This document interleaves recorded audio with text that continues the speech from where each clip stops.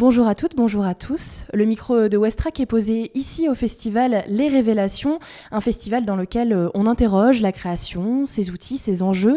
Et aujourd'hui, on pousse la réflexion encore plus loin. Comment savoir si une œuvre est vraiment humaine à l'ère, par exemple, de l'intelligence artificielle ? Alors, pour nous en parler, j'accueille l'association Fabrication Humaine, avec aujourd'hui 3 personnes. Christelle, qui est avocate, Pascal, qui est coprésident, et Marie-Christine, qui est aussi coprésidente de cette association. Alors, pour commencer, pour nous en parler, j'aimerais savoir qu'est-ce que c'est Fabrication Humaine et comment est née cette idée. Bonjour, merci beaucoup de nous donner la parole. Fabrication Humaine, c'est une association qui a été créée courant 2024. Un collectif d'artistes, d'avocats, citoyens, docteurs en IA, graphistes, parce que on s'est rendu compte qu'il n'y avait aucun moyen de distinguer la création humaine des contenus générés par intelligence artificielle. Quand vous achetez un livre sur Amazon, vous ne savez pas s'il est généré par IA ou écrit par un vrai être humain.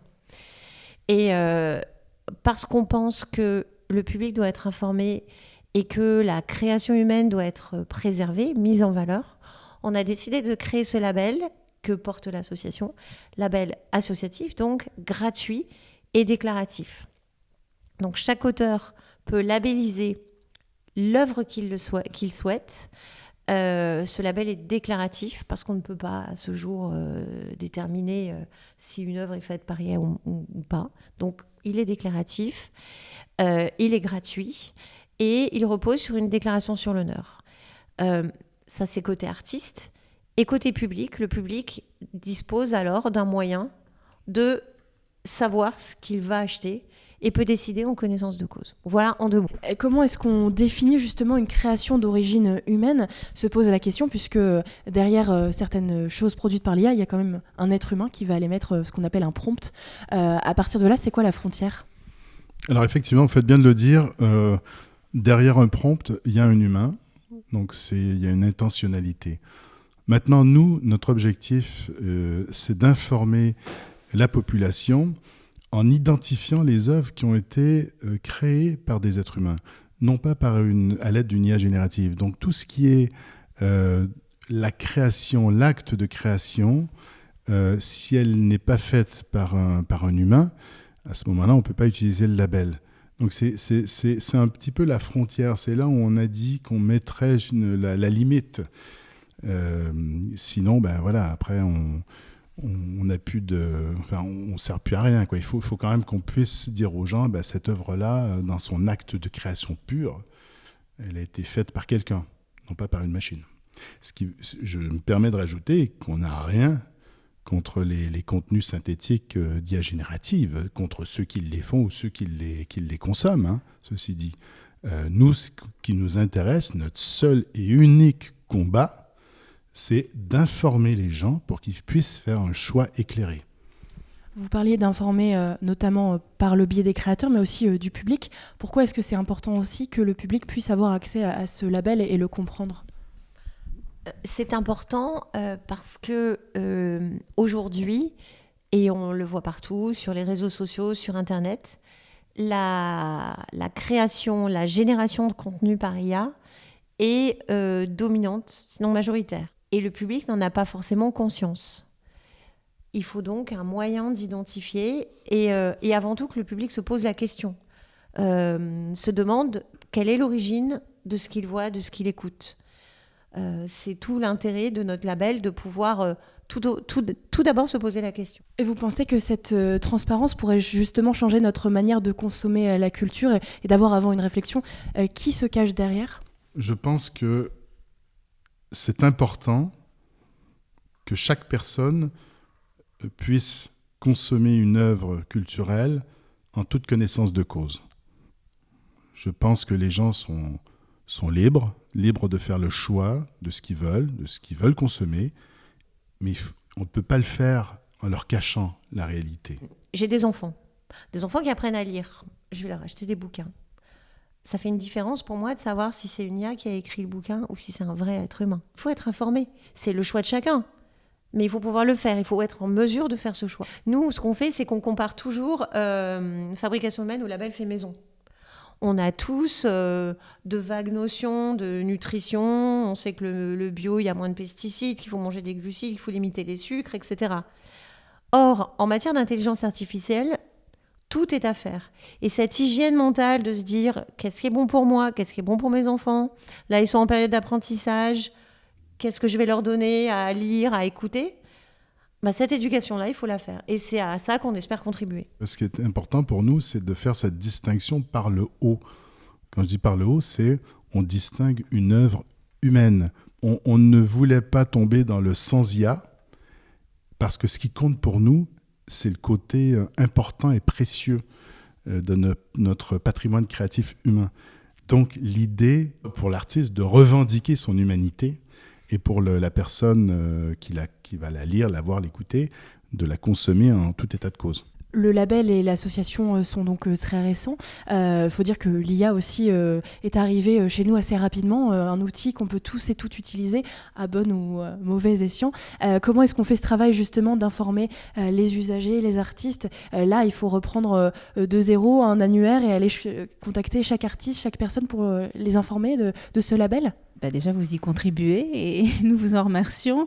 On prend un peu notre bâton de pèlerin pour effectivement aller à la rencontre des institutions, des syndicats d'auteurs, d'éditeurs. On vient sur les festivals. On a différentes actions en cours et comme je le disais, votre podcast, les différentes émissions auxquelles on a pu participer permettent de faire rayonner et on a besoin d'ailleurs d'ambassadeurs et le public est un bon ambassadeur. Il faut que les gens en parlent autour d'eux.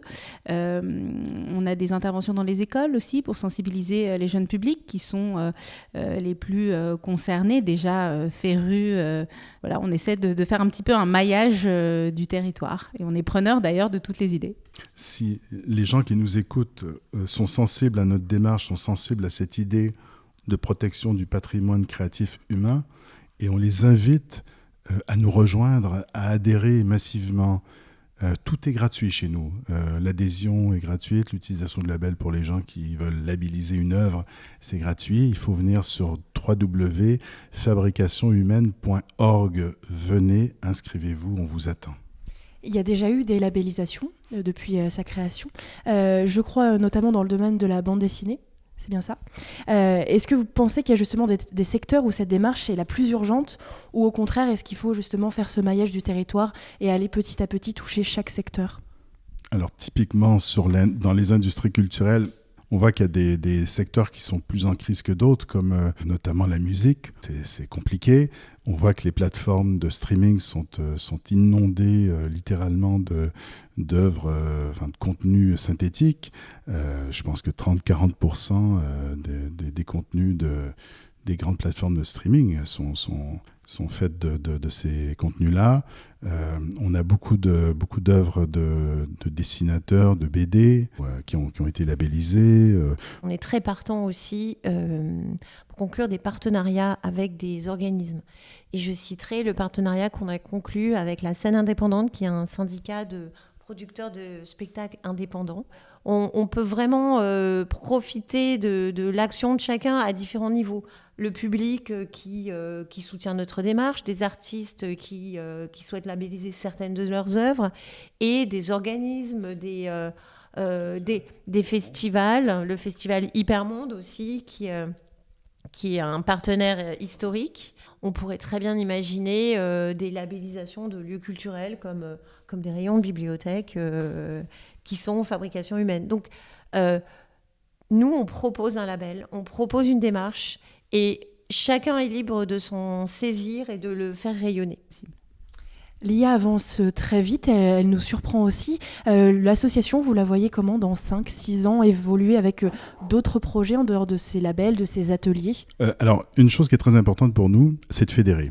C'est de fédérer un maximum de gens dans la population et chez les artistes. Chez les artistes, de susciter un réflexe label, fabrication humaine, et dans la population, de susciter une prise de conscience et éventuellement une action, faire en sorte que les gens s'approprient ça, parce que c'est pour eux, en fait. Notre truc, c'est humaniste, c'est pour tout le monde, c'est pour chacun de nous. Et dans 5 ans, c'est difficile à dire parce que tout bouge très vite. Chaque jour qui passe est un jour de démonstration de grandes nouveautés dans l'IA et tout ça, donc ça va très vite. Mais une chose qui est claire, c'est que pour nous, à force d'être en contact avec les gens sur le terrain, dans les institutions, partout, on échange, on discute, on argumente. Et dans 5 ans, on se voit avec des œuvres labellisées dans tous les champs de la création, avec des artistes qui sont des ambassadeurs, qui revendiquent cette démarche. On se voit aussi en travaillant avec peut-être d'autres partenaires pour aller informer les élèves dans les écoles, comme la sensibilisation aux fake news se fait. Eh bien, on peut tout à fait envisager des formations qui soient incluses naturellement dans les cursus des élèves pour porter attention à qu'est-ce que c'est l'intelligence artificielle, en quoi c'est différent de la création humaine, et qu'est-ce que l'intelligence artificielle produit sur notre cerveau. Ça aussi, c'est une connaissance de base qu'il va falloir acquérir très très vite si on ne veut pas qu'il y ait des dommages irréversibles et qu'on ait les bons codes pour l'utilisation de cette technologie. Ce qu'on veut, c'est aussi être entendu des pouvoirs publics et le relais que nous donne la ville du Havre aujourd'hui est absolument fabuleux. Oui, avant de se quitter, j'aimerais qu'on parle quand même des pouvoirs publics puisque c'est une grande question dans plein de domaines, notamment ça touche aussi la voix, la radio, évidemment avec l'IA. Aujourd'hui, il y a peu de législation autour de ça. C'est quelque chose que vous aimeriez voir se mettre en place ? Alors oui, vous avez dû entendre parler du règlement sur l'IA, l'IA Act, qui entre en vigueur de manière progressive jusqu'à 2027 et qui permet de réguler, c'est la première législation mondiale, qui permet donc de réguler pour les États membres européens l'utilisation de l'IA, compte tenu des risques pour la population, dans les secteurs militaires, etc. etc. Donc il y a du bon comme du très mauvais dans l'IA. Donc il faut réguler. Et c'est notre objectif, distinguer les contenus. On n'est pas là pour dire l'IA c'est bien, c'est mal. Chacun peut avoir son avis, chacun peut avoir son usage. On n'est pas là pour juger. Aujourd'hui, quand vous regardez la législation européenne, vous avez un article 50 sur la transparence qui impose pour certains types de contenu généré, la position d'un label IA. Donc aujourd'hui, il y a un code des pratiques établi qui donne juste un label, un petit carré avec IA dedans, rien d'autre. Peut-être que ça sera amené à évoluer, mais ça exclut les œuvres.